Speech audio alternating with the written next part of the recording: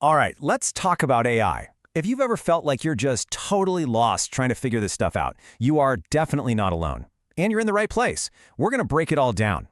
Yeah, that feeling is super common, right? All the jargon, things changing every single day. It's a lot to keep up with. But hey, don't worry. Think of this as your practical guide. We're going to clear things up so you can actually start using these amazing tools and feel good about it. Okay, so first things first. Where do we even begin? Well, the most important thing to get is that AI isn't just one thing. It's more like a giant toolbox. And the real trick is knowing which tool to grab for the job you actually need to get done. I love this analogy because it makes it so clear. Think of the AI model, the big names like GPT-4, that's the engine. It's got all the horsepower, all the raw power. But the AI tool, that's the car. It's the thing you actually get in and drive. So like ChatGPT is the car and GPT-4 is the engine.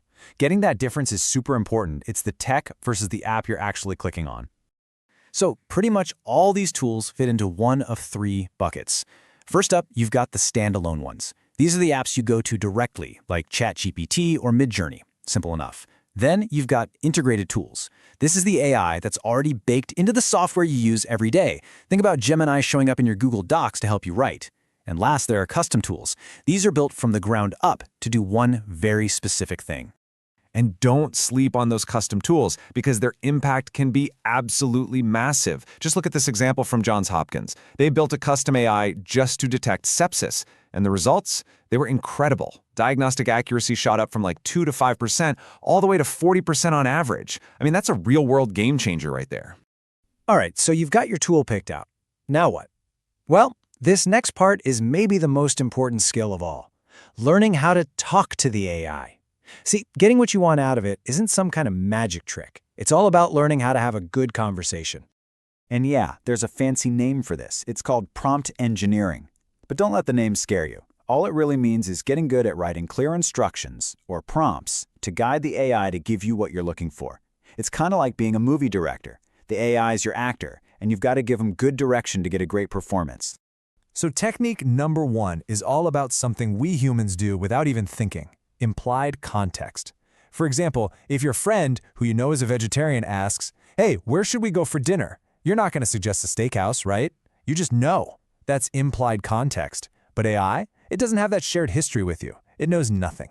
You have to spell out everything that you think is obvious. Let's look at a real example here. Asking, "Help me brainstorm negotiation techniques for a raise," is fine. You'll get some generic tips. But now look at the prompt on the right. "Help me ask for a 15% raise," and then you give it all that juicy context. "I got 10% last year, I'm the top performer, and the industry average is 12%. See the difference? Now the AI has something to really work with. You're going to get a way more useful, tailored answer. Okay, technique number two. This one has a kind of weird name, but the idea behind it is super simple. It's all about giving the AI examples. And in the AI world, for some reason, they call an example a shot. So a zero-shot prompt is exactly what it sounds like. You give the AI 0 shots, 0 examples. You just ask it to do something like, "Write me a headline for an article about coffee." And for simple stuff where you don't need a specific vibe, this works perfectly fine. But what if you want something more specific? That's when you use few-shot prompting. This is where you give the AI a couple of really good examples of what you want. You're basically showing it, "Hey, make it sound like this." By giving it a pattern to follow, the quality of what you get back goes way, way up. Just remember, the better your examples, the better the AI's answer will be.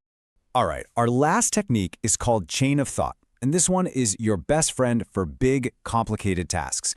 The big idea here is don't ask the AI to do everything at once. Instead, you break the problem down into smaller pieces and tackle them one at a time. It's less like giving an order and more like having a back-and-forth conversation to build what you need. Writing a cover letter? Perfect example. Instead of just saying, "Write a cover letter for me," which will probably give you something pretty generic, you do it in stages. Step 1, "Hey AI, give me an attention-grabbing opening line." Once you get one you like, you go to step 2. You paste that line back in and say, "Okay, based on this opener, write the main body paragraphs."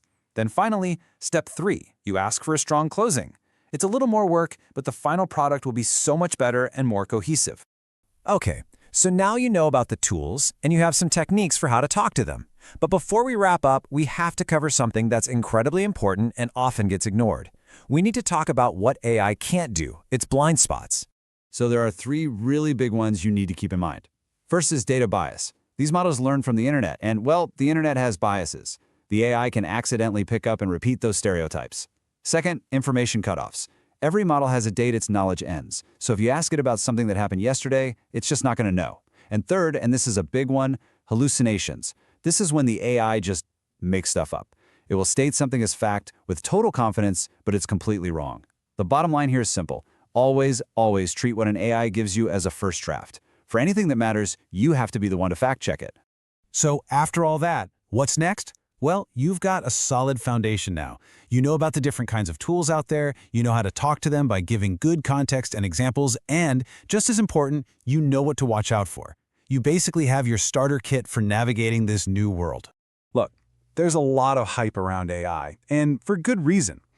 But at the end of the day, a tool is only as powerful as the person who knows how to use it. You now have the map, and you know the language. You're ready to get started. So the only question is, what are you going to build first?